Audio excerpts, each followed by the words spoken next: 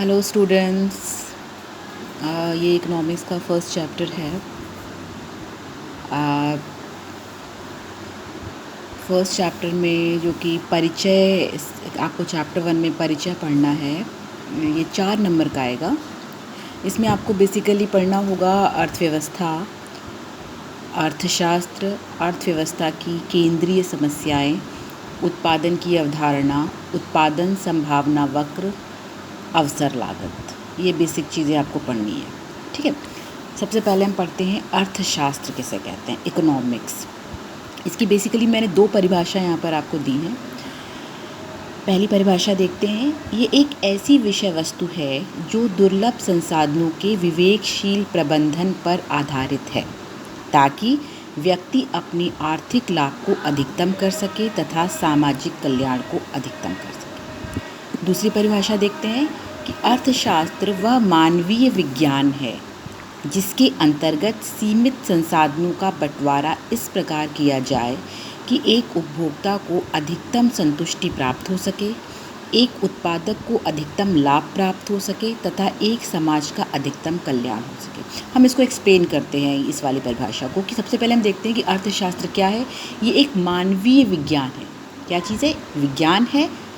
कैसा विज्ञान है? मानवीय विज्ञान है, ठीक है। जिसमें किया क्या जाता है, जिसके अंतर्गत सीमित संसाधन, देखिए एक चीज़, आप यहाँ पर आपको दुर्लभ संसाधन दिखाया जा रहा है और यहाँ पर सीमित संसाधन। मतलब कहने का मतलब यह है कि दुर्लभ बहुत दुर्लभ है, बहुत कठिनता से जो संसाधन हमें मिलते हैं, या फिर सीमित संसाधन बहुत लिमिटेड हैं, यानी हमारे पास इतने अधिक संसाधन नहीं हैं कि हम उसको अपनी हर समस्याओं का समाधान कर सकें, ठीक है। तो हमारे जो संसाधन है वो सीमित है।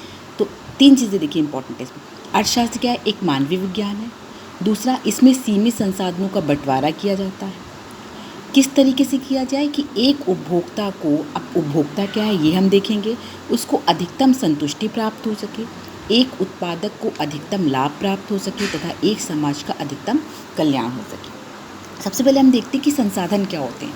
जो संसाधन यहाँ पर हम आपको सीमित बता रहे हैं और जो यहाँ पर दुर्लभ संसाधन बता रहे हैं, तो देखते हैं संसाधन क्या होते हैं। संसाधन का मतलब है जो मानवीय आवश्यकताओं की पूर्ति करे, यानी जिससे हमारी आवश्यकताओं की पूर्ति होती है वो संसाधन कहलाता है। अब ये मानवीय आवश्यकताओं की पूर्ति कौन करता है? ये प्रकृति के द्वारा जैसे हमें प्राप्त होती है, जैसे सूर्य का प्रकाश है, हवा है, कोयला है, खनिज है। मतलब इन सबसे क्या होता है? मानवीय आवश्यकताओं की पूर्ति होती है, हमारे संसाधन होते हैं। अब ये संसाधन बेसिकली क्या है? 2 होते हैं, 2 प्रकारों में बांटा गया है। वैसे तो संसाधनों के प्रकार आपने ज्योग्राफी में और में बहुत देख चुके हैं, लेकिन बेसिकली इकोनॉमिक्स की दृष्टि से हम देखते हैं 2 प्रकार से हम देखते हैं। एक संसाधन वो जो सीमित होते हैं, एक संसाधन वो जो असीमित संसाधन होते हैं। असीमित यानी जिसकी कोई सीमा नहीं है, जैसे सूर्य का प्रकाश हो गया, पानी हो गया, हवा हो गया। इसको यूज़ करने में हमें किसी तरीके का ना डर नहीं होता है। लेकिन वो संसाधन जो सीमित होते हैं, जैसे भूमि क्या है? सीमित है। पेट्रोल सीमित है। ये क्या है? प्रकृति के द्वारा प्रदान किया जा रहा है हमको, इससे हमारी आवश्यकताओं की पूर्ति भी होती है, लेकिन ये क्या है? सीमित है। कोयला सीमित है। तो इस तरीके से हम ये देखते हैं। पीने का पानी, ये भी संसाधन मानवीय आवश्यकताओं की पूर्ति कर रहा है, लेकिन क्या है? ये पानी आपका असीमित है, लेकिन पीने योग्य जो पानी है वो क्या है? सीमित है। तो अर्थशास्त्र में क्या देखा जाता है? संसाधनों के बारे में पढ़ा जाता है, लेकिन किस संसाधनों के बारे में पढ़ा जाता है? जो कि सीमित संसाधन होते हैं, यानी हमें इसके बारे में हमें नहीं पढ़ना है। तो सीमित संसाधनों के बारे में क्या पढ़ना है कि हमें ये देखना है कि जो हमारे जो संसाधन है वो, ये अर्थशास्त्र एक मानवीय विज्ञान है जिसके अंतर्गत सीमित संसाधनों का बंटवारा किया जाता है। इस तरीके से बंटवारा किया जाता है, ठीक है। तो यानी हमें क्या देखना है कि बंटवारा किया जाता है, किसके बीच में किया जाता है? इस तरीके से लोगों के बीच में किया जाता है कि एक उपभोक्ता को अधिकतम संतुष्टि प्राप्त हो सके। अब आप क्वेश्चन आता है कि फिर उपभोक्ता क्या होता है? उपभोक्ता का मतलब होता है कि जो वो व्यक्ति होता है उपभोक्ता, जो अपनी सीमित आय को, यानी आय हमारी क्या है? सीमित ही आय है। जो अपनी सीमित आय को विभिन्न प्रकार की वस्तुओं और सेवाओं पर व्यय करता है। हमारे पास आय है, हमारी आय आती किसी भी तरीके की, कैसे भी सोर्सेज से आती हो। कोई बिजनेस करके आय कमाता है, कोई जॉब करके आय कमाता है, यानी हमारी आय क्या है? सीमित है। लेकिन हमारी जो आवश्यकताएं हैं वो क्या होती हैं? असीमित हैं। उस आय को हम क्या करते हैं? बहुत सारी वस्तुओं, बहुत सारी सेवाओं पर खर्च करते हैं। तो एक उपभोक्ता का वो व्यक्ति होता है जो अपनी इसी सीमित आय को विभिन्न प्रकार की वस्तुओं और सेवाओं पर व्यय करता है, जिससे उसकी आवश्यकताओं की पूर्ति। यानी हम उपभोक्ता हो गए, आप उपभोक्ता हो गए, हमारे आसपास यानी जो भी व्यक्ति है वो क्या है, एक तरीके से उपभोक्ता। दूसरी चीज़ उत्पादक। उत्पादक कौन होता है? उत्पादक वो व्यक्ति होता है जो भविष्य में लाभ कमाने की दृष्टि से वस्तुओं और सेवाओं का निर्माण करता है। मतलब उपभोक्ता क्या कर रहा है? वस्तुओं और सेवाओं पर व्यय करता है, उपभोग करता है, उसका प्रयोग करता है।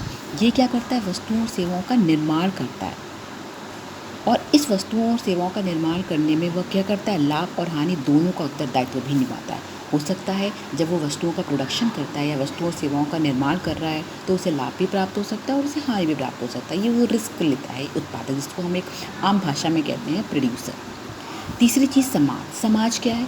वह स्थान जहाँ उपभोक्ता, उत्पादक व सीमित संसाधन की अंतःक्रिया होती है। यानी ऐसा स्थान, वो प्लेस जहाँ पर ये उपभोक्ता, उत्पादक और ये जो सीमित संसाधन है ये आपस में क्या करते हैं? इंटरेक्शन करते हैं। तो हम देखते हैं फिर से एक बार कि अर्थशास्त्र क्या है? एक मानवीय विज्ञान है। विज्ञान इसलिए कहा गया है क्योंकि इसमें विज्ञान की तरह ही सिस्टमैटिक स्टडी की जाती है। मानवीय, क्योंकि ये मानवीय आवश्यकताओं से संबंधित है, इसलिए ऐसा विज्ञान है जो कि मानवीय आवश्यकताओं से संबंधित है। इसके अंतर्गत हम क्या करते हैं? हम इसके अंतर्गत ये देखते हैं कि सीमित संसाधनों का बंटवारा हो, इस प्रकार हो कि जो उपभोक्ता है उसको भी अधिकतम संतुष्टि प्राप्त हो सके, जो उत्पादक हो उसको अधिकतम लाभ प्राप्त हो सके, और एक समाज का अधिकतम कल्याण। इसको हम शॉर्ट फॉर्म में अगर हम देखते एक रेखा चित्र के माध्यम से देखते हैं तो हम इस तरीके से कह सकते हैं कि अर्थशास्त्र क्या है, कि अर्थशास्त्र में सीमित संसाधनों का अध्ययन इस प्रकार से किया जाता है कि उपभोक्ता को अधिकतम संतुष्टि प्राप्त हो सके, उत्पादक को अधिकतम लाभ प्राप्त हो सके और समाज को अधिकतम कल्याण प्राप्त हो सके या समाज का अधिकतम कल्याण हो सके। ये आपका बेसिकली हो गया आपका अर्थशास्त्र क्या है। बहुत सिंपल वे में आप देखिए, अर्थशास्त्र एक ऐसी किताब मान लीजिए, एक ऐसा शास्त्र है जिसमें इसके बारे में बताया जाता है। अब इसके बारे में जब हम पढ़ेंगे या इसके बारे में जब बताया जाता है तो इसके संबंधित बहुत सारी सिद्धांत जो हैं, बहुत सारे नियम हैं, लॉज हैं, थियरीज़ हैं, ये सब जो है वो बताया जाता है। मतलब कि सीमित संसाधनों का किस तरीके से उपभोक्ता, उत्पादक और समाज के बीच में बंटवारा किया जाए, इससे संबंधित हम क्या करते हैं? हम बहुत सारे, हमारे पास लॉज हैं, हमारे पास बहुत सारी थियरीज़ हैं, उसका हम अध्ययन करते हैं। तो ये अर्थशास्त्र क्या होगा? एक तरीके की किताब मान लीजिए, किसी शास्त्र मान लीजिए, जिसमें हम इसके बारे में बताते हैं। अब जब इसी में अर्थशास्त्र जो है, जो एक किताब है या ये मान लीजिए जो शास्त्र है, जो स्टडी है, जो एरिया ऑफ स्टडी है, ये जो अर्थशास्त्र है, जब इसी में दिए हुए नियमों, सिद्धांतों का उपयोग हम किसी सिस्टम में करते हैं तो वो क्या कहलाई जाती है? अर्थव्यवस्था। यानी अर्थशास्त्र के नियमों का प्रयोग, इसी अर्थशास्त्र जो भी हमने पढ़ा है, इसको जब शास्त्र के नियमों का प्रयोग हम किसी सिस्टम में करने लग जाते हैं तो हमारी सिंपल है अर्थव्यवस्था।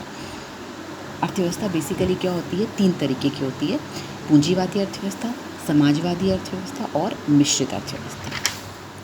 पूंजीवादी अर्थव्यवस्था क्या होती है? पूंजीवादी अर्थव्यवस्था वह अर्थव्यवस्था होती है जिसमें निजी स्वामित्व होता है। अब आप कहोगे इस नाम निजी स्वामित्व मतलब क्या? निजी स्वामित्व मतलब प्राइवेट सेक्टर। यानी किसका स्वामित्व? स्वामित्व यानी क्या? स्वामित्व है। किसका स्वामित्व? प्राइवेट सेक्टर का स्वामित्व है। तो ये निजी स्वामित्व, या आप ये देखिए इसमें भी स्वामित्व आ रहा है, यहाँ भी स्वामित्व आ रहा है, और मिश्रित में निजी और स्वामित्व, सार्वजनिक स्वामित्व दोनों आता है। तो यानी पूंजीवादी अर्थव्यवस्था में निजी किस चीज़ का स्वामित्व? तो हम देखते हैं उत्पादन के साधन, इसके स्वामित्व, यानी उत्पादन के साधनों पर जो स्वामित्व होता है। उत्पादन के साधन कौन से होते हैं? भूमि, श्रम, पूंजी, संगठन और साहस। ये 5 उत्पादन के साधन होते हैं। यानी उत्पादन के साधन का मतलब क्या हुआ? पहले आप ये देखिए, उत्पादन के साधन का मतलब हुआ भूमि, श्रम, पूंजी, संगठन और साहस। यानी इनकी सहायता से किसी भी चीज़ का उत्पादन किया जाता है। एक बहुत ही छोटा सा एग्जाम्पल लेते हैं, जैसे हम सपोज़ कुर्सी बनाना चाह रहे हैं, कुर्सी का हम उत्पादन कर रहे हैं, तो हम कुर्सी कहाँ बनाएंगे? सबसे पहले हमें क्या चाहिए? हमें चाहिए भूमि, यानी कोई जगह चाहिए जहाँ पर हम कुर्सी का उत्पादन कर सकें। भूमि के बाद में हमें क्या चाहिए? हमें चाहिए श्रम, अर्थात हम किसकी सहायता से हम श्रम करेंगे? हम करेंगे श्रम की सहायता से। मजदूर चाहिए जिसकी सहायता से हम उत्पादन करें।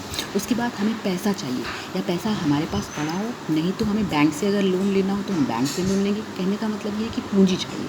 उसके बाद में हमको ऐसा व्यक्ति चाहिए जो उसको संगठित करे, कौन कितने बजे आएगा, कहाँ पर क्या होगा, सारा सिस्टम संभाले। और एक साहस, जोखिम जो हम ले रहे हैं, एक ऐसा व्यक्ति जो इस सबको यह सोच के उत्पादन करें कि कल को हो सकता है इसके द्वारा अगर कुर्सी हमारी नहीं बिकती है, हमारी हानि नहीं है, तो भाई ये भूमि है, इसको तो इसका किराया मिलेगा, जो श्रम को उसकी मजदूरी, पूंजी को उसका ब्याज दिया जाएगा, संगठन को तनख्वाह दी वो तो दिया जाएगा, लेकिन वो जो हानि होगी वो सहन करने को तैयार है कि नहीं है, इसके लिए साहस जो होता है वो होता है। तो ये उत्पादन के पैकेज, जब इसी उत्पादन के साधनों पर प्राइवेट सेक्टर यानी निजी लोगों का अधिकार हो जाता है, उनका स्वामित्व हो जाता है, तो ऐसी अर्थव्यवस्था कहलाती है पूंजीवादी। बहुत शॉर्ट में समझ, जहाँ पर प्राइवेट लोग होते हैं, सरकार का कोई रोल नहीं होता है बिजनेस में, अर्थव्यवस्था में, वहाँ कहते हैं पूंजीवादी अर्थव्यवस्था, जैसे कि अमेरिका में। ठीक है, ठीक इसी तरीके के विपरीत एक अर्थव्यवस्था होती है जिसमें सब कुछ सरकार का होता है, सारी की सारी दुकानें, मान लो बिजनेस जो भी है, जो भी अर्थव्यवस्था आर्थिक क्रियाएं होती हैं, सारी की सारी किसकी होती हैं, समाजवाद की अर्थात सरकार की होती है, इसमें कोई प्राइवेट का कोई रोल नहीं होता है। तो ऐसी अर्थव्यवस्था को कहते हैं समाजवादी अर्थव्यवस्था। यह वह देश है रूस में क्या है, समाजवादी अर्थव्यवस्था चलती है।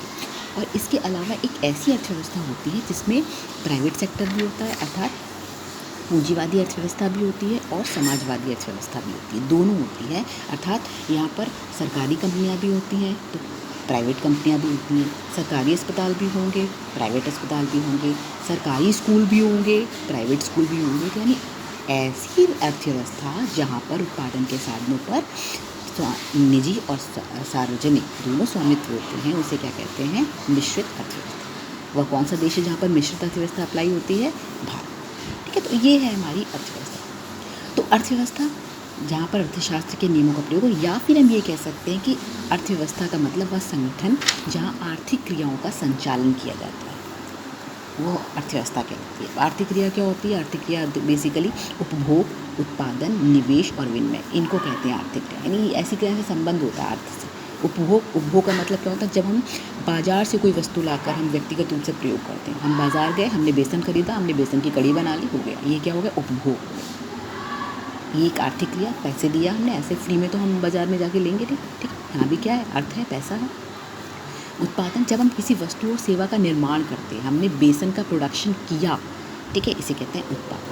निवेश में भी हम क्या करते हैं, हम वस्तु या बाजार से सेवा को खरीदते हैं, लेकिन इसका उद्देश्य क्या होता है, व्यापारिक उद्देश्य होता है। ये हम आपको बाद में पढ़ाएंगे निवेश का। अभी आप केवल इतना सिंपल से ध्यान रखिए कि निवेश का मतलब होता है जब हम व्यापारिक उद्देश्य के लिए बाजार से हम किसी वस्तु या सेवा को खरीदते हैं। तो उपभोग और निवेश में अंतर ये होता है कि व्यक्तिगत प्रयोग के लिए की जाती है, इसमें कोई व्यापारिक उद्देश्य नहीं होता है। और निवेश में भी हम वस्तुओं और सेवाओं को खरीदते हैं, लेकिन इसका उद्देश्य क्या होता है, व्यापारिक होता है। और चौथा विनिमय। विनिमय का मतलब क्या होता है, वस्तु और सेवा का दो पक्षों के बीच में लेन देन, अदला बदली, विनिमय, एक्सचेंज जिसे कहते हैं। हम गए, हमने पैसा दिया, पैसे के बदले हमने बेसन लिया, इसे कहते हैं विनिमय। तो ये हमारी बेसिकली 4 आर्थिक क्रियाएं हैं। तो ये आर्थिक क्रियाएं जिस संगठन में संचालित की जाती हैं उसे कहते हैं अर्थव्यवस्था। तो आज हमने क्या देखा, अर्थशास्त्र किसे कहते हैं, अर्थव्यवस्था किसे कहते हैं, हमने देखा उत्पादक कौन होते हैं, हमने देखा उपभोक्ता कौन होते हैं, हमने देखा समाज क्या होता है, हमने क्या देखा, सीमित संसाधन क्या होते हैं, आर्थिक क्रियाओं के बारे में हमने पढ़ा, हमने अर्थव्यवस्था के 3 प्रकार के बारे में पढ़ा, और हमने पढ़ा उत्पादन के साधन। ये 4 साधन होते हैं, भूमि, श्रम, 5 होते हैं, पूंजी, संगठन और साधन। अब ये जो उत्पादन के जो साधन होते हैं, इनकी सेवा के बदले में जो इनको मूल्य प्रदान किया जाता है उसे कहते हैं साधन आय। क्या कहते हैं, साधन आय। चलिए बाद में लिखती हूँ। भूमि, श्रम, पूंजी, संगठन और साहस। भूमि की सेवा के बदले में उसको क्या मिलता है, किराया। श्रम की सेवा के बदले में उसको क्या मिलता है, मजदूरी। पूंजी की सेवा के बदले में ब्याज। संगठन की सेवा के बदले तनख्वाह और साहस के बदले। ठीक है, तो आज हमने इतना ही पढ़ा, आगे बाद में देखेंगे। Thank you.